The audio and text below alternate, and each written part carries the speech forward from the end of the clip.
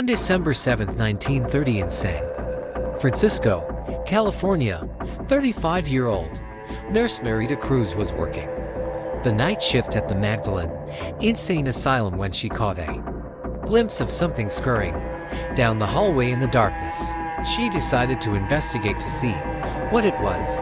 What happened that night left her in a comatose state for 2 years. When she came out of it, she was able to tell the events that took place that night in grim detail. Where she was found the following day, though, baffled authorities, and no conclusion as to what happened exactly was ever reached. This is the story she told authorities. Apparently, I've been comatose for the last 2 years. Every day since, I've been reliving that night over and over again. It's constantly replaying in my mind. I've been living that nightmare every day since it was the middle of the night, 3:30 a.m. to be exact. I was sitting at the front desk writing down notes regarding an unruly patient I'd given an injection to when I caught something moving quickly down the hallway to my left. It made me jump a little, thinking a patient must have gotten out of their room, but what I saw appeared too low to the ground to be a person. This scared me because we housed some dangerous individuals there. But again, I had the lingering thought of whatever it was just too low to the ground. I was the only one around at the time, as my coworkers had just gone on their lunch break, and I didn't want to disturb them if tutor was nothing. I contemplated G and getting them, but decided see for himself what it was first. I stood up from the desk, took a deep breath, and started walking down the hallway where I'd seen it. Since it was the middle of the night, the lights were off, and rather than turn them on and risk waking the patients, I went back to the front desk and grabbed the flashlight we kept there. I immediately turned on the flashlight and started slowly walking back down the hallway. This particular hallway was rather long, with several spots along the way that led to other hallways, so there were a lot of areas I'd have to check. As I walked along, I checked each door, making sure none of them were open, when suddenly I heard what sounded like fingernails tapping and moving swiftly across the tile floor somewhere in the darkness. I froze in place, trying to see what it was with the flashlight. "Who's there? Come out. This is new, my Cruz," I said. There was nothing but eerie silence as I stood there, moving the flashlight all around, trying to find what made the noise. "I need to go get help," I whispered to myself as my mind raced and fear surged through me. Something in me, I don't know, maybe curiosity, pushed me forward as I started walking towards where I'd heard the sound. I was coming to the end of the hallway where I'd have to turn a corner when again I heard the scurrying. I almost dropped the flashlight as my hand trembled in fear. Right then I knew I should have turned around to get help from my coworkers, but for some reason I kept walking until I turned the corner. As I turned the corner, I heard something behind me and felt something run up my leg as I shrieked out in horror.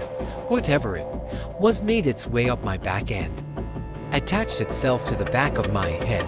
The next thing I remember, I was lying under a bed on my stomach with my head turned to the side. I tried moving but couldn't. I thought, what the hell is going on? When suddenly I heard footsteps approaching the bed behind me. The footsteps suddenly stopped, and again I heard something scurrying across the floor. The thought crossed my mind to scream for help, but as I couldn't move, I decided to remain silent. I could only move my eyes as I tried looking around as best I could to see if I could see what was scurrying, but there was nothing in front of me.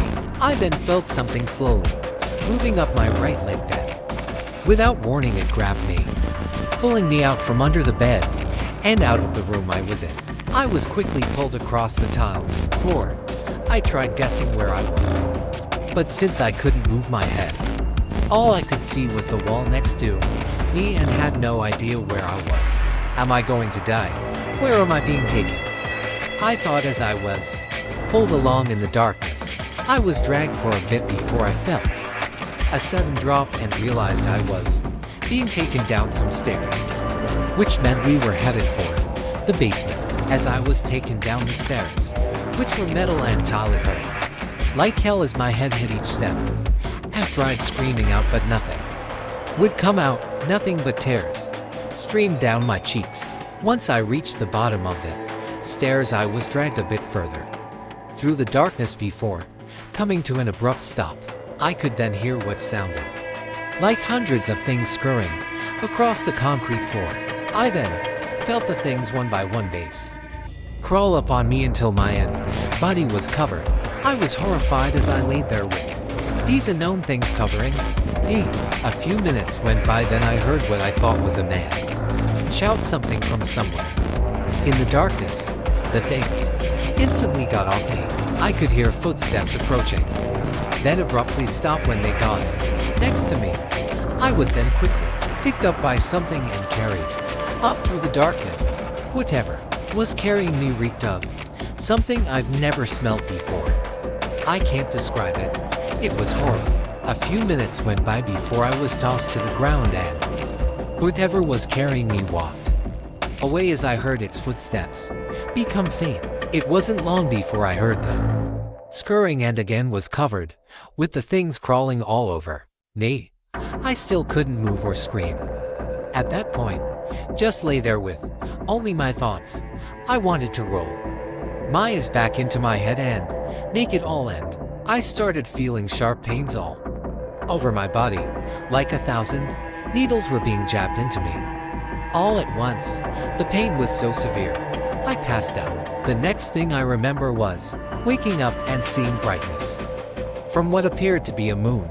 I remember thinking I had no idea where I was at, but could tell I was no longer in the asylum. As my eyes adjusted and I could see clearly, I could see I was in some type of wooded area, but the trees and vegetation appeared foreign to me, and like anything I'd ever seen in real life or in books. I'll never forget the smell either. Was the same smell as the thing that picked me up and carried me. I was still unable to move or speak, so I simply laid there. Right then I heard something coming up behind me. I frantically moved my eyes as I laid there in horror, thinking for sure I was going to die. I then started questioning my sanity. Am I dreaming? Am I going crazy? Where the hell am I? Suddenly whatever was behind me stopped and the body of someone was dropped to the ground right in front of me, inches away. I screamed inside as I could see it was a young man, probably in his late teens. His eyes were wide open, but I could see he was blinking. He had a look of pure terror on his face I shall never forget. Whatever had been carrying the young man then moved off slightly, and I could hear rustling behind me. A few minutes later I heard it coming back towards me. It stepped over me, grabbed the young man by the hair and pulled him away from me until he was about 15 feet in front of me. Whatever it was, it looked like something only your imagination could conjure up. It had long, smooth, almost beautiful black hair. It wasn't very tall, but it was wide. It was wearing odd-looking clothing, unlike anything I'd ever seen before. It had its back turned to me the entire time, and I could catch glimpses of the side of its face, but can't describe what it looked like. What happened next has been horrifically replaying in my mind. Every day, I watched in utter horror as the thing ripped off the young man's clothing, then proceeded to kneel down and start consuming it. All I could do was look on with pure dread, knowing I was most likely next and could only imagine the pain he must be experiencing as his flesh was being ripped and torn from his body. The thing fed on him for a while before standing up and walking in the direction of the moon before disappearing into the trees. It never once looked back at me as I'd hoped it would, even with everything that had been going on. I remember being curious as to what its face looked like. I stared at the half-eaten body of the young man for what seemed like hours. During that time, a lot of thoughts raced through my mind. I thought a lot about my parents and sister and wondered how they were doing.